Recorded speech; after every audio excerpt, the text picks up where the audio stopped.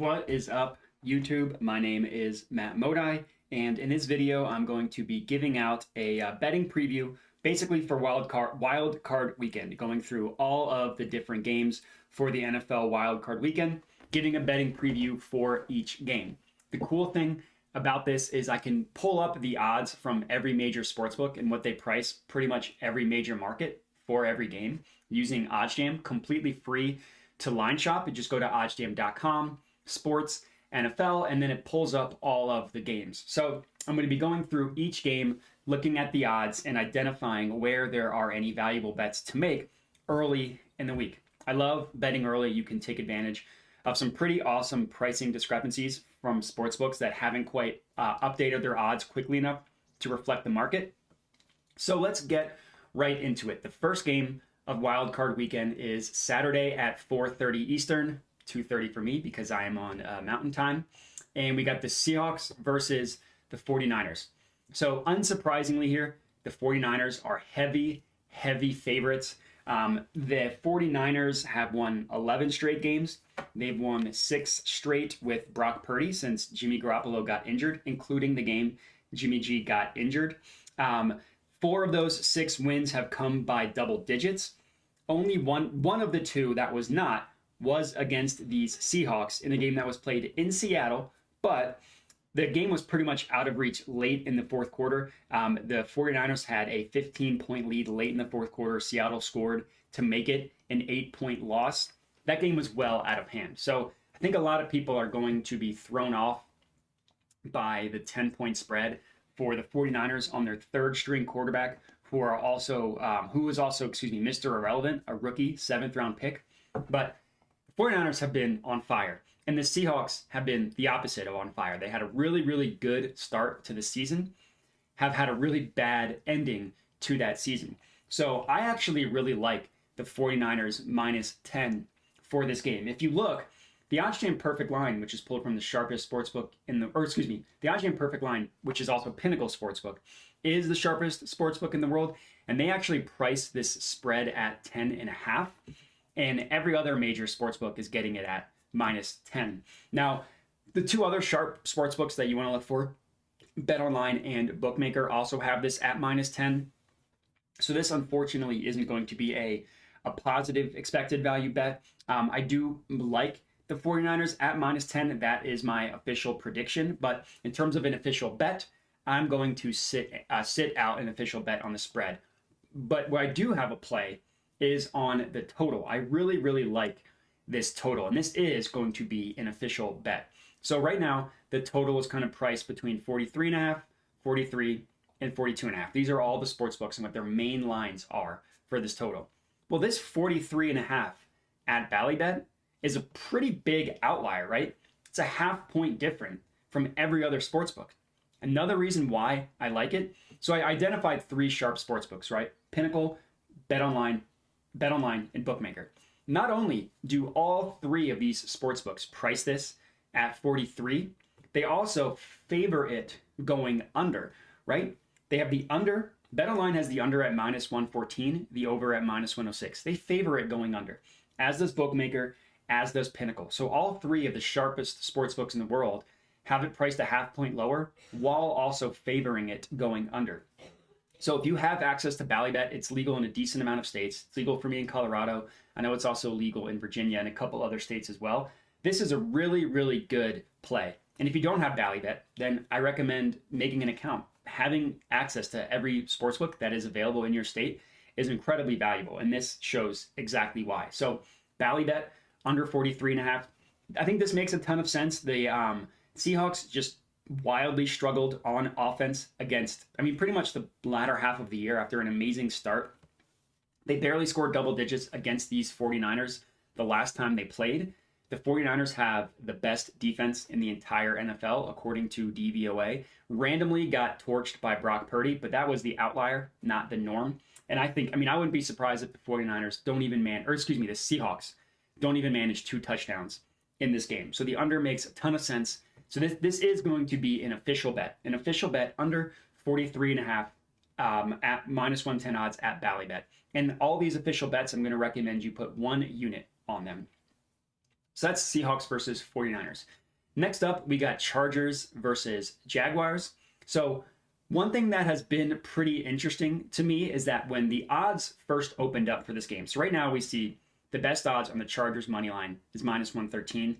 Best odds on the Jags are +105. When this spread, or when this line opened up, it opened up at Chargers -140.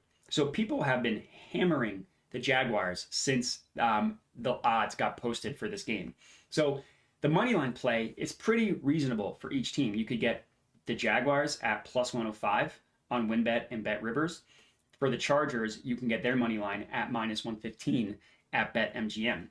Pinnacle has their money line at -113, so not a great play in terms of profitability. But if you wanted to buy the dip on the Chargers spread going down, or their Chargers money line odds going down so much, you can. In terms of the spread, looks like majority of these books have it Chargers -1, -1.5.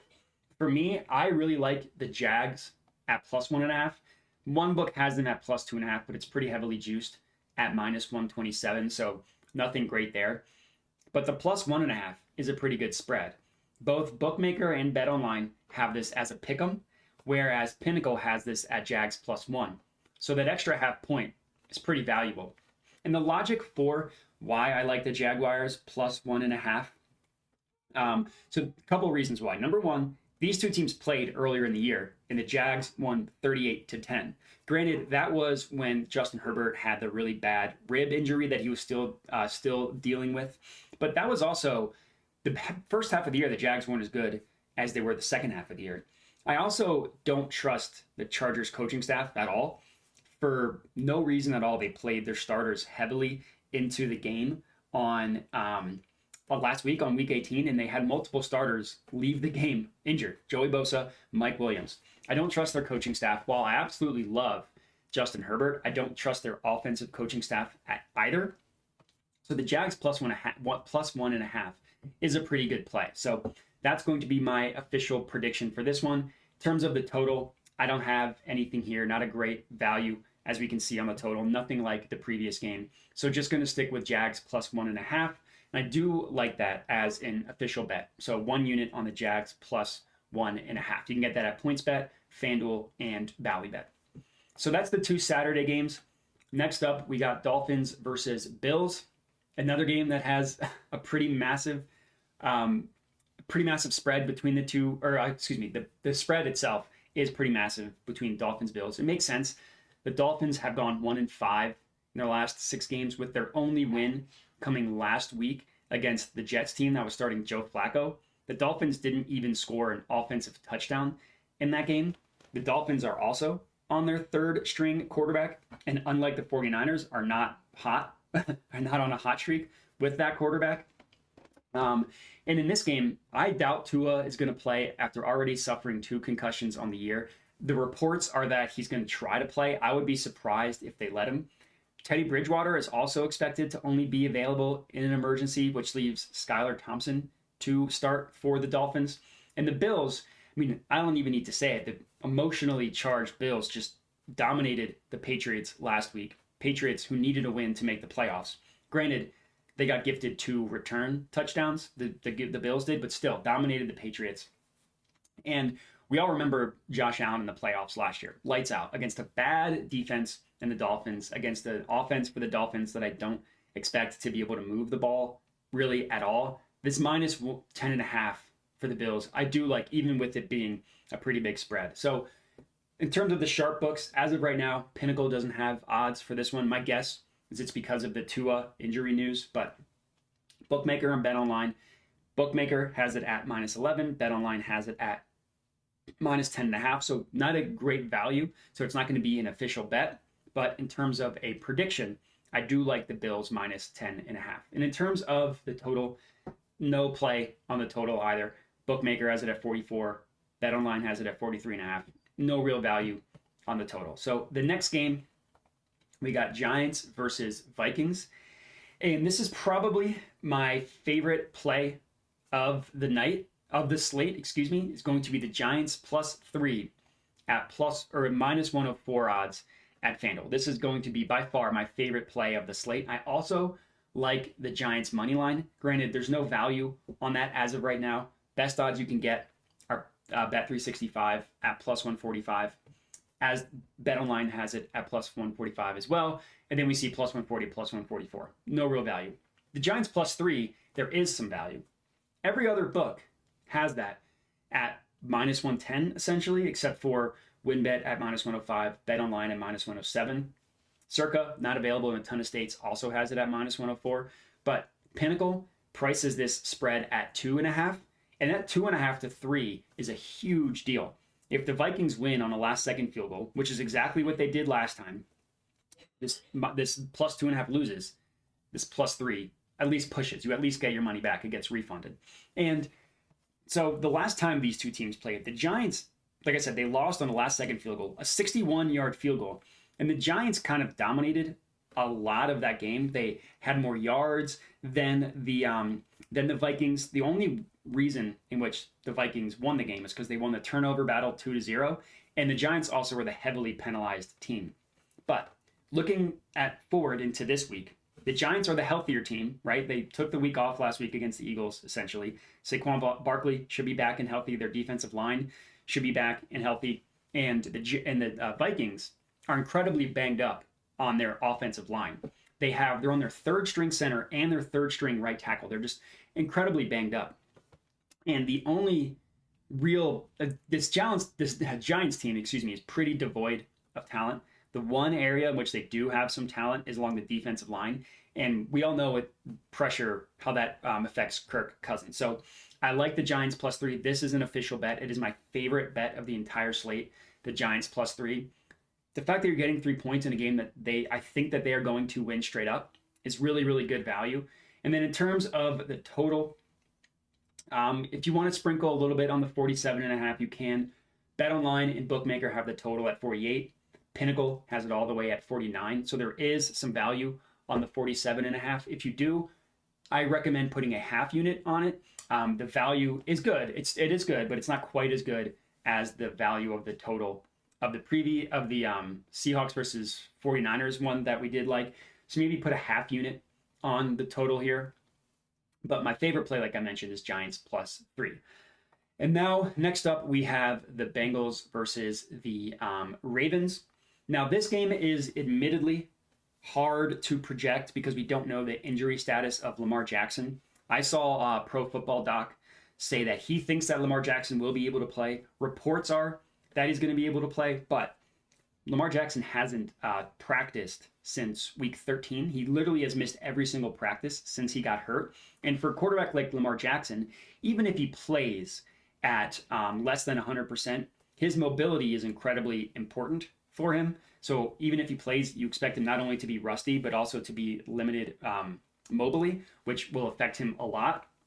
And for me, for those of you that have access to Circa Sportsbook, this is a really good price at Bengals minus 6. Every other book has them at 6.5, with some books favoring them at 6.5, at a half point higher. And the fact that you're getting it at minus 108 odds, you're getting it at that as the favorite outcome, is a really good price here. So for me, this is going to be an official bet, is Bengals minus 6 at minus 108 odds. I understand that Circa is not available at a ton of sports books, a ton of states, but this is a really good play. I will admit that I'm nervous about the Bengals' right side of their offensive line. They've lost their right tackle and their right guard in recent weeks. La'el Collins and Alex Kappa have gone down, probably going to miss the playoffs. I think that'll affect them more moving forward than it will in this individual game. So I do like the Bengals minus 6 a lot as an official bet. In terms of the total, same thing here, pretty decent value on the total going under 44. And literally every book has it at 43.5. We're getting it at 44. These little half point differences mean the world in the long run, right? For one individual game, it's easy to scoff at. Over the course of hundreds and maybe even 1,000 bets, these little wins you can get by beating the closing line by half a point is very important. So another example where I'd probably put a half unit on this one compared to a full unit on the Bengals minus 6, but I do still think the under is a good play. And then last but not least, the Monday night game between the Cowboys and the Buccaneers definitely has the biggest the biggest story surrounding this game. I mean, Tom Brady versus the Cowboys in the playoffs. The Cowboys, who have literally never beaten Tom Brady in his entire career, which is quite funny. And this is another example where I think the Bucs could win straight up. We're not getting a good price on their money line, so not an official play. But I do love the Bucs +3. A little bit juiced at -115 odds, but bookmaker favors it at -120, and then BetOnline and Pinnacle have it at 2.5. So again, that the half point is a huge deal. Cowboys win on a last-second field goal. You push your bet. This 2.5 bet loses. And then, I might be a prisoner of the moment here. The Bucs, the last time we saw them in a meaningful game, granted not against a good team, and the Panthers, finally seemed to show some signs of life on offense. Mike Evans had 3 touchdowns after being horrible for most of the year. And the Buccaneers are well rested, right? They barely played their starters last week, the game that didn't matter. And the Cowboys are playing their worst football of the entire season. They've gone 2-2 in their last 4. Prior to that, they barely beat a Texans team that is the worst team in the NFL, although granted, they don't have the 1 pick anymore. And last week, Dak Prescott went like 13 of 30 for less than 150 yards in an interception. Dak Prescott looked horrible. He looked awful. And he has the lead, he tied with the league lead in interceptions, despite missing 5 games. So I don't trust this Cowboys offense at all against the Bucs defense. And I think the Bucs defense should be able to do enough to slow down, do enough on offense to score some points. I wouldn't be surprised if it's similar to the first time these two teams played in week 1, which the Bucs won like 19-3, something like that. But the Bucs +3 is an official bet that I do really, really like. You can get that at PointsBet and FanDuel as the 2 main sports books. +3, -115 odds. In terms of the total, looks like the value here is actually on the over 45. Again, I'd probably put a half unit on it. Every other sportsbook has it at 45.5, including Bookmaker and BetOnline, as does Pinnacle, who slightly favors the over at 45.5 as well. So the value here is on the total, but I definitely love the Bucs +3 more. So that's going to be it for my wildcard weekend betting preview. Hopefully this was beneficial. Hopefully you're locking in the official bets, which was Bucs +3, which was Giants +3, which was Bengals -6, which was the Seahawks versus 49ers under as well. And that's going to be it for this video. So again, hopefully this was beneficial. If you're tailing any of these, comment, let me know. And then in terms of strategy or process moving forward, player props are starting to get have not gotten posted yet. They will start to soon. So stay tuned on the OddsJam YouTube channel for much more NFL stuff moving forward. But that is all I got. So appreciate everybody watching and have a good one.